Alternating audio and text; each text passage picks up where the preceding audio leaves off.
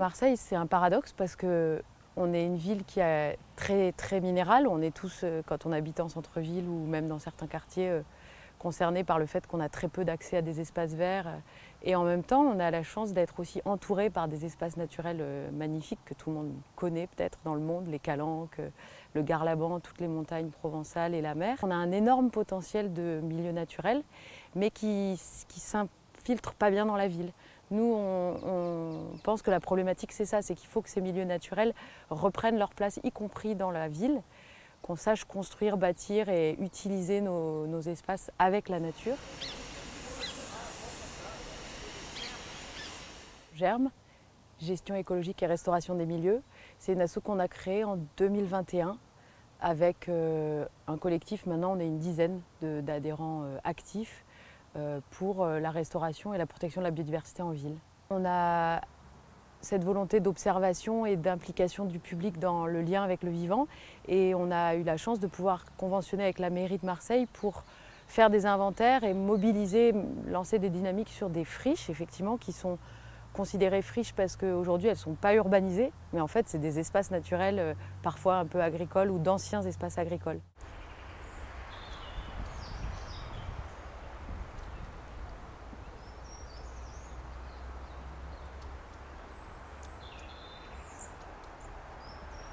L'objectif aujourd'hui, c'est de se demander avec cet espace-là comment on peut au mieux en faire un espace de vie pour les habitants de Marseille, mais aussi pour les non-humains, les vivants, comme on l'a dit, les oiseaux, les petits mammifères, les chauves-souris, les insectes qui peuvent se déployer et la flore aussi.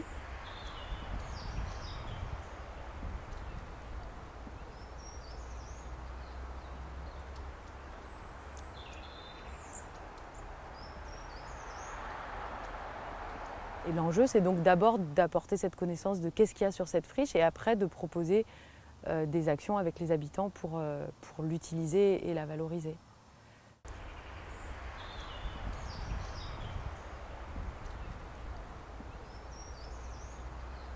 Moi c'est Arthur, je suis membre de l'association Germe. J'ai décidé de lancer le projet des moutons marseillais pour en fait proposer des méthodes de gestion alternatives aux méthodes actuelles qui permettraient de valoriser la biodiversité sur les espaces verts urbains.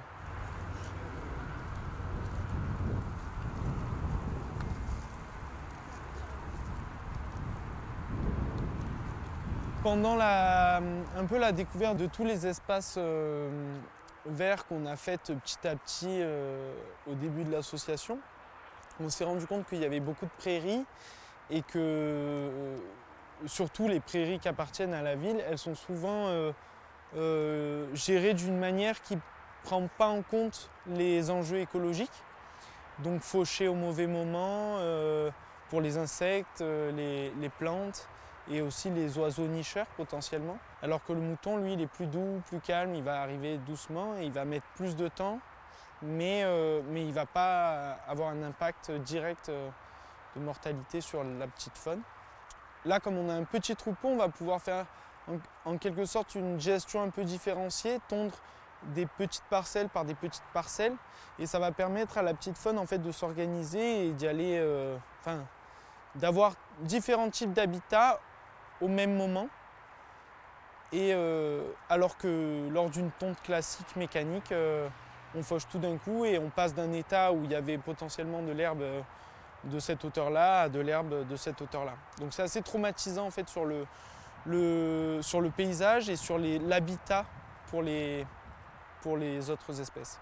On organise aussi des événements pour essayer que les gens rencontrent les moutons alors qu'ils n'ont pas forcément accès à cet animal en ville normalement.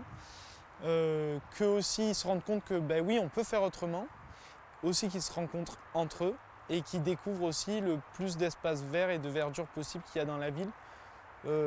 Alors que quand on est dans notre train-train quotidien, on ne fait pas forcément attention aux espaces qui nous entourent.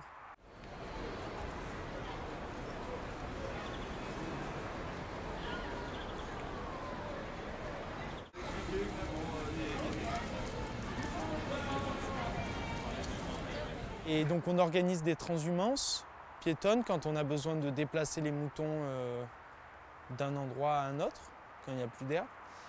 Et également, là, on va organiser la tonte.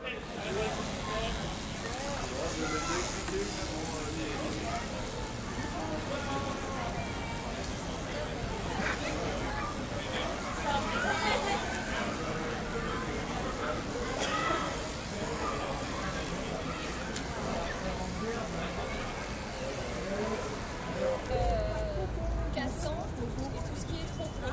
Et quand il y a de la peinture aussi, il va falloir la retirer.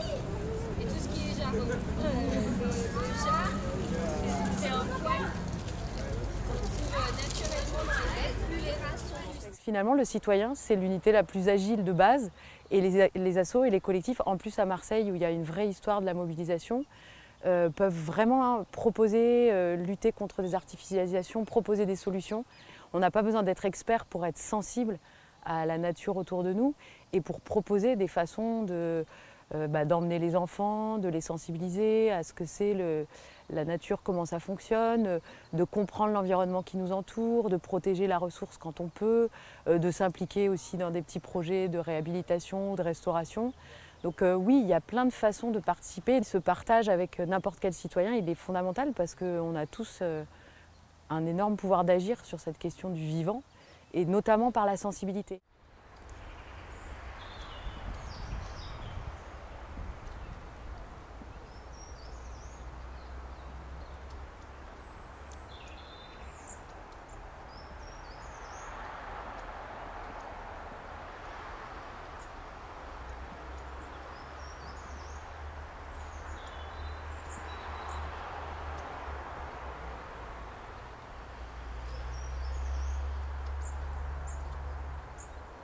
Coupé.